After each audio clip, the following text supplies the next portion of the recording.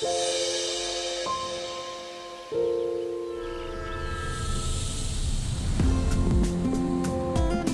richesse de l'humanité, c'est sa diversité. Cette phrase, je l'ai apprise et comprise quand j'étais enfant. Je suis né en France d'une maman togolaise et plus tard, j'ai été adopté par une maman française. Après 2 ans et demi dans un orphelinat, j'ai connu la chaleur et l'amour un soir de Noël. En vivant avec ces 2 mamans, j'ai commencé à me nourrir, sans le savoir, de 2 façons d'être et de 2 façons de vivre. Élevé à la campagne, loin des modernités du monde, je n'ai pourtant jamais connu le racisme enfant. J'ai toujours marché dans la différence, dans tous mes choix, dans mon métier, dans mes rencontres. Rassemblance, c'est mettre en lumière des femmes et des hommes venus d'ailleurs et qui, par leurs actions, défont les préjugés. Tous les préjugés.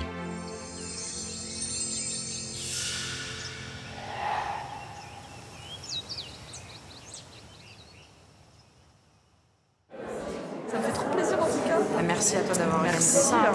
On est ravis. Hein. J'aimerais bien qu'on fasse un test son, parce qu'il y a une vidéo dans ma slide. Est-ce que ça va fonctionner? Attends. Je te laisse brancher. Ouais. Je suis trop fière de toi. J'ai vu, je suis ce que tu fais sur Internet. Merci. Trop plaisir. Merci beaucoup. Je pense que je vais mettre mon ordi là et je vais les passer moi-même. Ce sera Oui, plus, t'avances la table.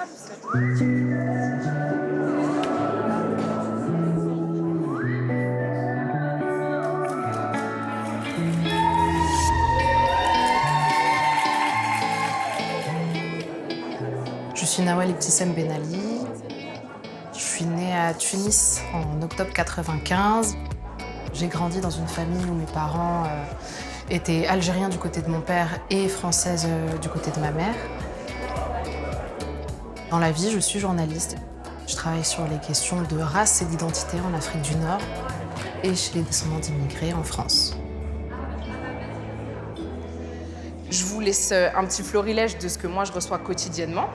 Dès lors aussi qu'on va parler d'amazérité, on se retrouve aussi avec des personnes qui sont extrêmement véhémentes et qui vont essayer d'effacer même l'existence de ces populations. Donc typiquement, la personne qui dit « j'ai de la famille haut placée à Alger », super, viens pas me dire à nous, pas arabes, toi t'es une mulâtre, tu représentes que toi. Encore une fois, là on a tout, on a racisme, colorisme. Maintenant, on a aussi d'autres types de commentaires.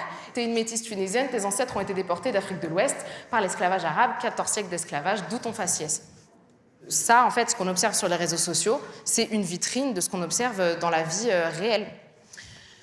Ça nous concerne nous tous, et qu'importe notre ethnicité, qu'importe notre carnation de peau, si tant est qu'on est nord-africain, nord-africaine, en vrai, cette question de racisme, elle nous concerne. Merci. Merci. Merci beaucoup.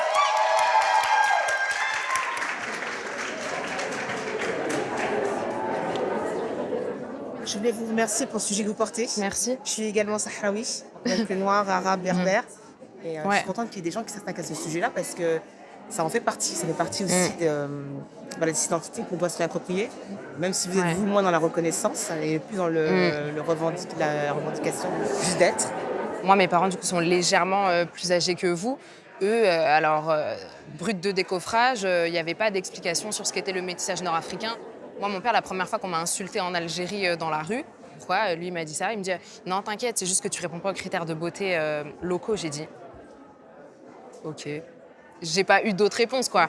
Moi, typiquement, mes parents n'arrivaient pas trop à comprendre ces questions de racisme intercommunautaire et intracommunautaire. Pour eux, c'était lunaire. À chaque génération, son combat. C'est ça. Mais bon, on y arrive quand même. On y arrive. Merci. Merci. C'était dit. Merci. Rappelle-moi où on est ici. On est à la Bellevilloise. Et donc là, il y a une conférence qui est en cours. Juste ici. Dans des contextes où on devrait prendre la parole et s'insurger et s'indigner et crier à l'injustice, on utilise différents moyens. Vous avez plus qu'une double ou triple culture qui coule dans vos veines, qui est dans votre tête. Votre père venait d'où? Votre maman venait d'où? Ça dépend lesquels. Ça dépend lesquels. Moi, mes parents biologiques sont tunisiens, donc les deux. Et par contre, moi, j'ai été élevée dans une autre famille. Et là, en fait, on ouvre le spectre parce que mon père qui m'a élevée est algérien. Et ma mère, du coup, elle est française. Vous êtes une jeune journaliste. Vous exercez en France. Pourquoi vous avez choisi ce combat? C'est fou parce que à la base, moi, j'aurais pas dit que c'était un combat. C'était plus un sujet. Je me suis rendu compte que vraiment, ça l'était une fois que j'ai mis les pieds dedans.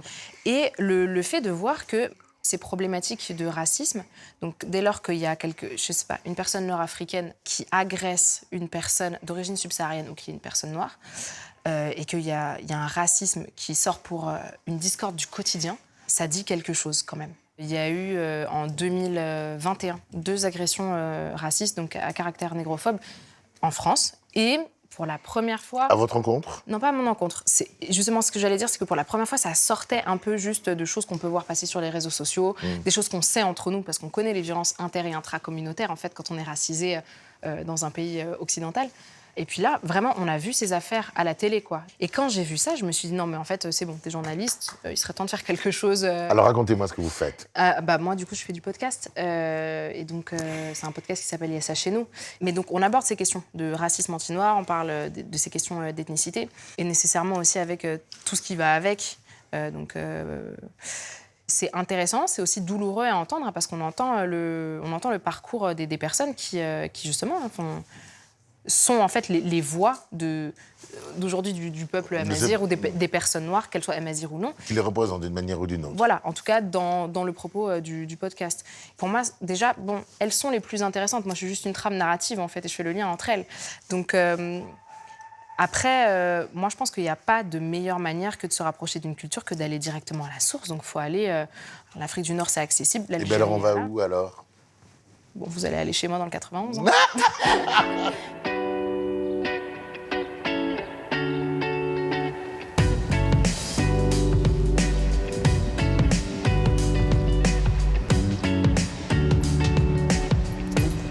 Là, tout à l'heure, tu as mis les poivrons. Tu les as mis combien de temps dans le four? Franchement... À vue de nez.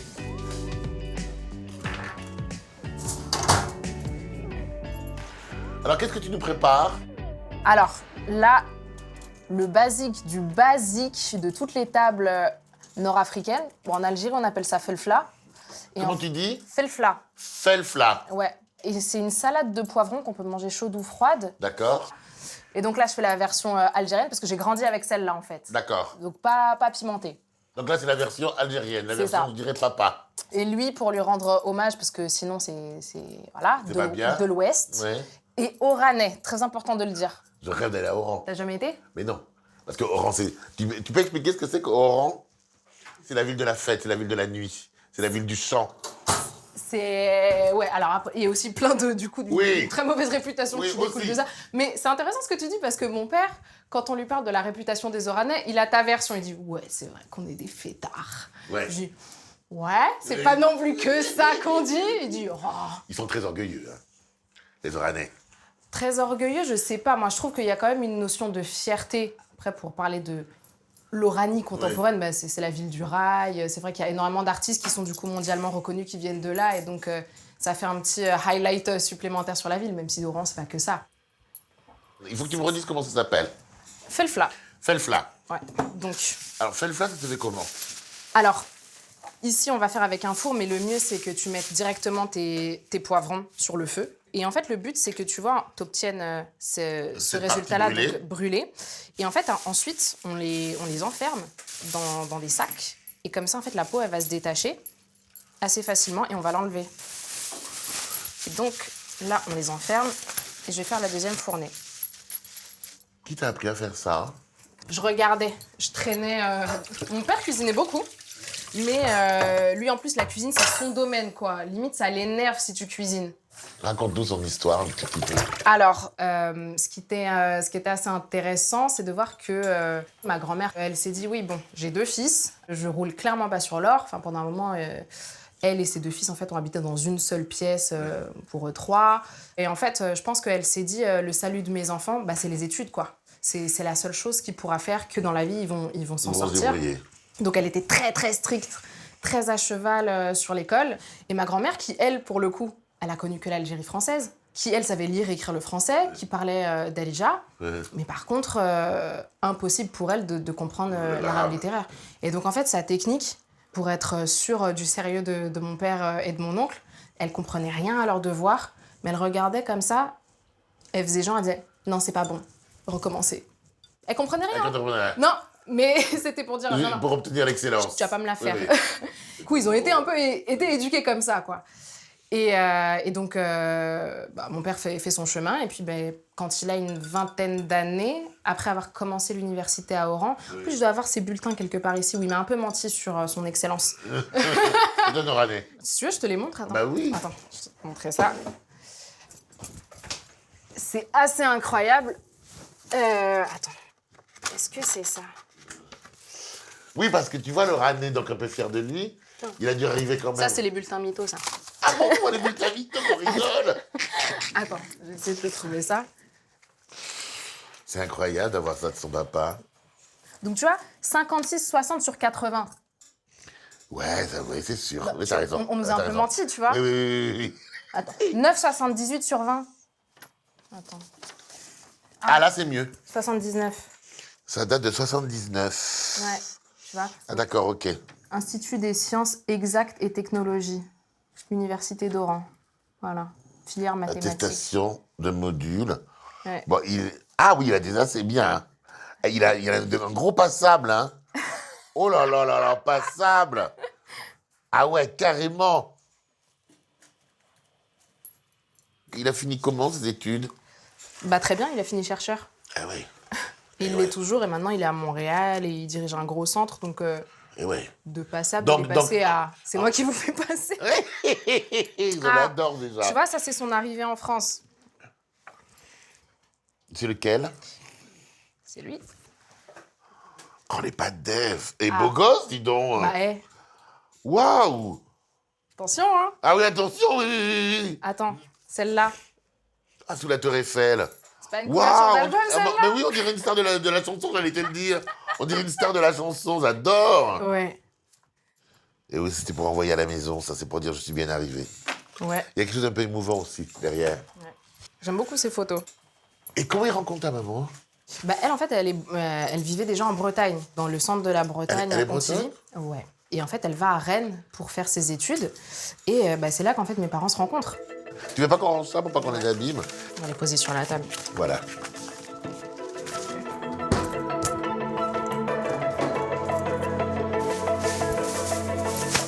Ah, mais voilà, vous voyez la condensation, vous l'avez pas vue? Tu vas te brûler, hein? Bah non. Et alors, tu privilégies quoi? Tu privilégies, là, tu veux avoir la peau, c'est ça? Donc, tu vois, Ah, clac, ça se détache. Ah oui? tu vois. Et en fait, on va enlever la partie avec toutes les petites graines. D'accord. Et puis, on va récupérer juste la chair qu'on va mettre de côté. Voilà. Ah ouais, grave. Tiens, Ah, moi, j'espérais que tu me le proposes pas. vas-y. Comme ça, on ira plus vite. Ah, regardez, Tu vois que c'est facile. ça se fait. Ah oui. Du coup, bienvenue chez nous. Ben oui. Et du coup, quel genre d'éducation ils t'ont donné, tes parents? Ma mère, en tout cas à l'époque, était beaucoup plus stricte que mon père. Ah bon? Ouais, mon père, c'était vraiment un gars cool. Un peu un grand enfant. Un grand enfant?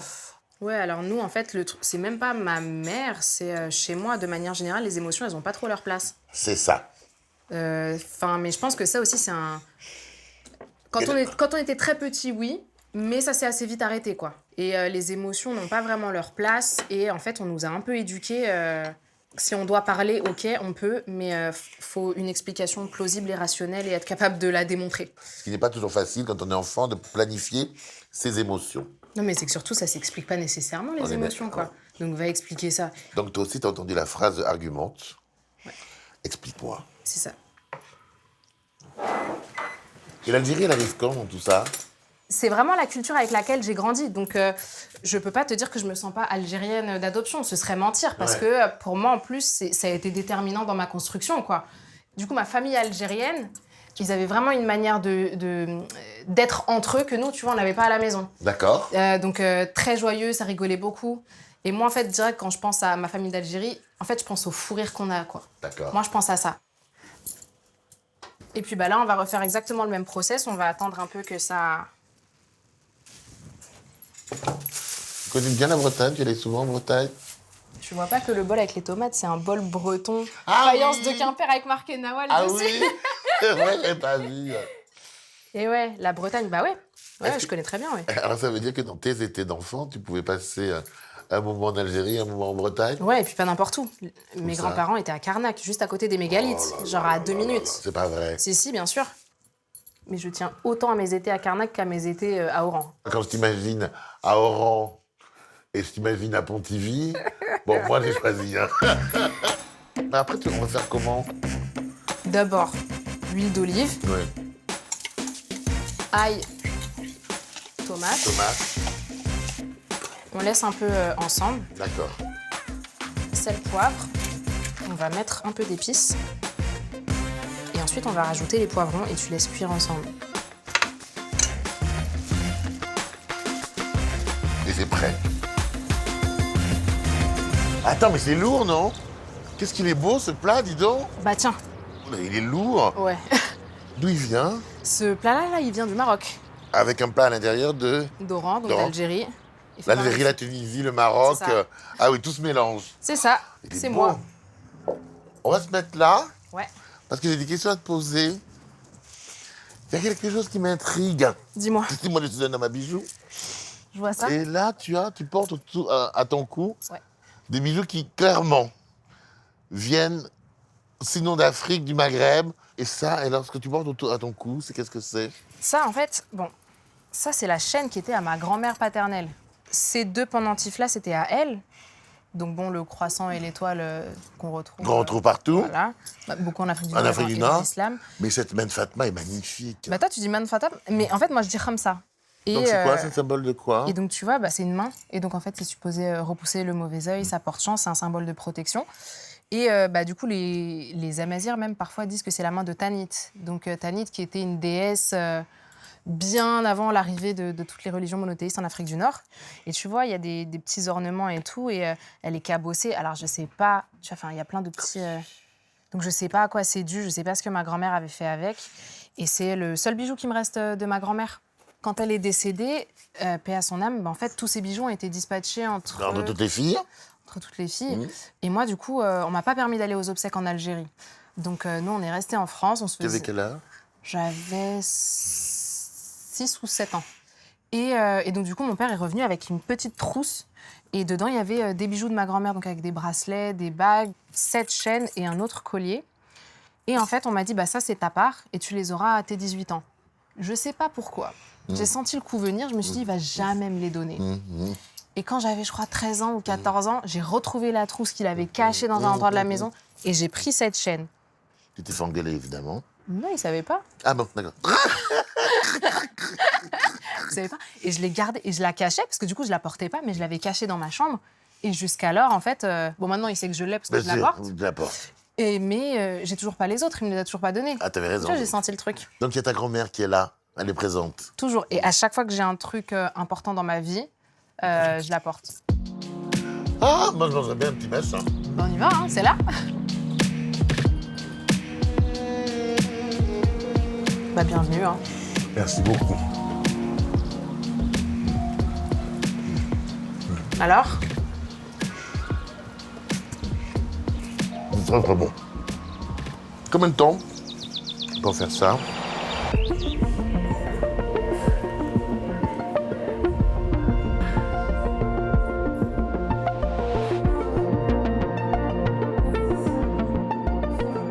C'est absolument incroyable cet endroit. Dis-moi où est-ce qu'on est? Qui on veut voir ici? Salut! bah, c'est Roxane, donc une D'accord. très bonne amie à moi, qui est galeriste. Où sommes-nous ici? Alors là, nous sommes aux Ateliers Babiole, qui est une résidence artistique à Ivry-sur-Seine, D'accord. qui a le plaisir et très sympathique d'accueillir un programme que j'ai monté il y a de ça 5 ans, qui s'appelle European Artistic Programme. D'accord. Et on accueille des artistes étrangers, comme vous pouvez le voir ici. Là, on a 4 artistes étrangers. Where do you come from? From India. India. Where India? From New Delhi. From New Delhi. Nice to meet you. My name is Magloire. Bonjour. Bonjour! My name is Magloire. Your name? Maya Maya, where do you come from, Maya? from Poland. From Poland. Hello. I love it. Leonardo, where do you come from? Italy. Italy, and you? Brazil. Brazil. Ouais, c'est international, international. Voilà, on rigole pas, là, on a les 4 coins du monde. Hein. Ah ouais, top. On peut s'installer là. Avec plaisir. Son combat, on le connaît bien. On la connaît moins, elle. Et au travers de ses amitiés, pas du tout. Oui, parce que c'est quelqu'un d'extrêmement pudique. Honnêtement, tout de suite, j'ai dit quelle femme incroyable. Sérieux? Ah ouais, je me rappelle de cette petite table, on était au Frog. C'était il y a de ça un peu plus, maintenant presque 10 ans, je dirais. Le temps passe, ou 8 ans. 7 ans. 7 ans. 7 ans, je pense, ouais. Et on discutait sur un projet d'exposition où Nawal écrivait. Puis moi, à l'époque, j'avais monté un média en ligne qui s'appelait Make It Move. On s'est dit qu'on allait faire une collaboration avec chaque semestre. Oui, c'était chaque ça. mercredi. Chaque mercredi, c'était ça. On faisait une interview d'un artiste que Roxane soit exposait, soit représentait. Et on avait appelé ça Art Stalker. Et en fait, ça fonctionnait super bien. Parce que, c'était top. Et je sais pas, le confinement, c'était particulier, quoi. C'était un peu propice à l'explosion, l'introspection, enfin à tout. Oui. Et je pense que du coup, il y a vraiment quelque chose qui a germé à ce moment-là. On est devenus très proches, en fait, très vite. Alors qu'avant, on s'entendait bien, mais là, il y a vraiment quelque chose de puissant qui s'est développé. Et depuis, la galerie de Roxane, c'est mon bureau. Roxane, vous êtes pour moi une galeriste des temps modernes, parce que vous n'hésitez pas à faire émerger vos artistes. Vous-même, à titre personnel, dans tous vos voyages, avez-vous déjà souffert de racisme? Non. On a parlé plein de fois de ces questions de racisme, parce que bien évidemment, je m'intéresse à ce qu'elle fait et ses discussions et à son combat. J'en suis peinée, j'en suis gênée que ça existe encore aujourd'hui. Ouais, j'ai honte. Même si j'ai rien fait, j'ai honte de savoir que ça existe, quoi. La première fois que tu as senti ce sentiment de racisme, c'était où et quand? Je ne l'avais pas vécu comme du racisme sur le moment même, mais c'est en grandissant que je me suis rendu compte que c'était raciste. Et ça, c'était quand j'étais très jeune. Je devais avoir 4 ans, 5 ans, un truc comme ça. C'est quand Michel Ossolo venait de sortir Kirikou au cinéma et que c'était un carton. Et ma mère organisait un truc à la maison avec ses copines et tout. Et il y a une de ses copines qui me prend à part dans le jardin et qui me dit est-ce que tu sais danser comme Kirikou? Parce que moi, j'adore. C'est quand même assez ahurissant. Donc en fait, moi, je me suis dit mais elle a craqué Josette, quoi. Mais c'est seulement après, en grandissant... Elle s'appelle vraiment Josette. Josette? Ah, mais c'était pas une Ah, c'est blague. pas d'expression? Comment je la connais pas celle-là? Parce que j'adore, elle a craqué, Josette. Il faudra la J'adore. garder. Ah, c'est ça qu'on la garde. Elle s'appelle vraiment On va Josette. trouver vite payer des droits d'auteur. Cadeau. Un cadeau, je prends. Donc... J'aime bien, Roxane, quand on tient devant vous des propos racistes, vous qui êtes si dans l'universalité, quand on tient des propos racistes devant vous, quelle est votre réaction? Vous qui ne souffrez pas de racisme. Comme les gens connaissent mon entourage, connaissent mon point de vue, comme mon éducation chez moi, ça n'existe pas. Nawal connaît ma famille par cœur. J'ai l'impression qu'ils ne se permettent pas. Oui, ils n'osent Ils pas. se permettent pas. Et si ça se passe, bien évidemment, mais c'est facile à dire. Mais je pense les fois où c'est arrivé, j'étais outrée, dégoûtée, j'avais envie de vomir et je disais à la personne de sortir. Toi, tu arrives à faire un truc sur lequel je suis ultra admirative, où moi, j'ai même pas le courage. Tu arrives à éduquer les racistes. Moi, je n'arrive pas à les éduquer. Ah, c'est bien ça, tu arrives à éduquer les racistes. Mais c'est vrai. Toi, tu prends ton temps à leur répondre sur tes plateformes. Parce que moi, je suis dégoûtée, j'aurais un coup de sang et je quitte. Oui, dans les posts, oui, c'est vrai, il y a un peu ça quelque part. Voilà. Oui. Moi, je pense pas être tolérante. Franchement, moi, je m'efforce juste d'être professionnelle, en fait. C'est peut-être juste ça, la différence. C'est que, en fait, moi, personnellement, tu vois, quand il se passe des choses et que c'est des attaques personnelles... Enfin, tu vois, je le vis, je te raconte des trucs qui m'arrivent et tout ça, je laisse pas passer. Et moi, journaliste, c'est pas moi dans la vie. Je suis vraiment deux personnes différentes. Mais quand je suis là en tant que journaliste, j'ai un autre rôle. Comment elle évolue, Nawal, depuis 7 ans? Je trouve qu'elle s'est pas mal affirmée. Et il y avait toujours ça, mais en tout cas affirmée sur la place publique. Je sais que tu avais toujours ces combats, que tu écrivais aussi, tu as toujours écrit, tu as toujours voulu écrire un roman. Tu t'es vraiment mis sur le devant de la scène pour parler. C'est toujours extrêmement courageux, surtout que tu t'es pris des vagues et des vagues de cyberharcèlement. Je pense que tu en souffres toujours, mais je pense malheureusement tu t'y es habitué. Ça, c'est ça l'évolution. Je me rappelle qu'au début, c'est horrible. L'évolution, c'est qu'elle se fait toujours harceler, mais que ça va. Ever since I learned how to ride, come on, yeah, I've been on the ride. Check out my money flow. I've been making dollars since my daddy said things were slow. Must have been just 3 or 4. Opened up the floodgates. By the time I'm 8, I had record sales in 50 states. I kept my head down, buried in my notebook, learning every angle that can help me find my next hook. Lyrical designs, I can make a money signs. Tunis, pour Oran, 91, Montréal, 91, Paris, Tunis. Merci Rassemblance, merci de la part d'une descendante des femmes et hommes libres et dignes. Nawal Ibtissam. Friends double down, cause I rose up from the gutter.